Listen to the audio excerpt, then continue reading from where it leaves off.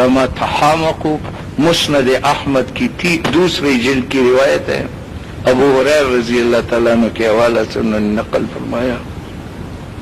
کہ میری امت پر ایک دور ایسے آنے والا ہے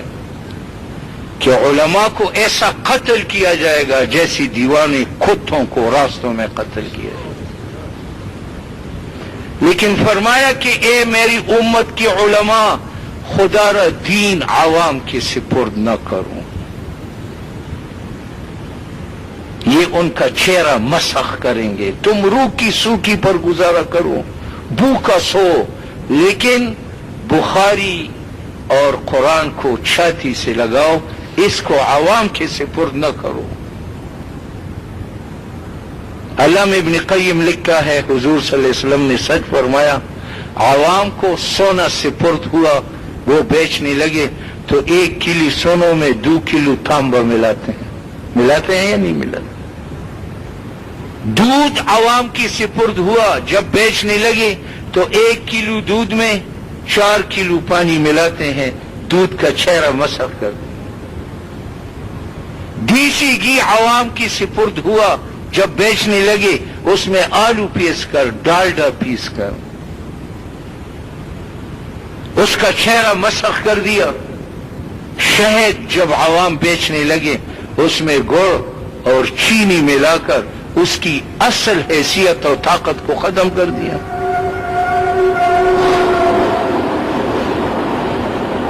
تو آپ صلی اللہ علیہ وسلم نے فرمایا،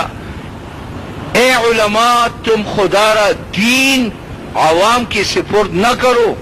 اگر دین ان کے ہاتھوں میں آیا، سودخور اس میں سود جائز قرار دے گا، شرابی اس میں شراب کو جائز قرار دے گا، جواباز اس میں جوئی کو جائز قرار دے گا، زناکار اس میں زنا کا دفعہ لگائے گا کہ یہ جائز ہے۔ دین کا اصل چہرہ مسخ ہوگا، اور جب چہرہ مسخ ہوگا تو اللہ فرماتے میں علماء کو پکڑوں گا۔ لَتَأْمُرُنَّ بِالْمَعْرُوفِ وَلَتَنْهَوْنَ عَنِ الْمُنْكَرِ أَوْ لَيُبَدِّلَنَّ اللَّهُ وُجُوهَكُمْ۔ تو آپ صلی اللہ علیہ وسلم نے آپ کو بڑے درد کے ساتھ یہ نصیحت فرمائی کہ تم روکی سوکی روٹی پر جامعہ صدیقیہ میں گزارا کرو، زمین کے فرش پر لیٹو، مگر خدا را بخاری کو اپنے دل سے نہ اتارو،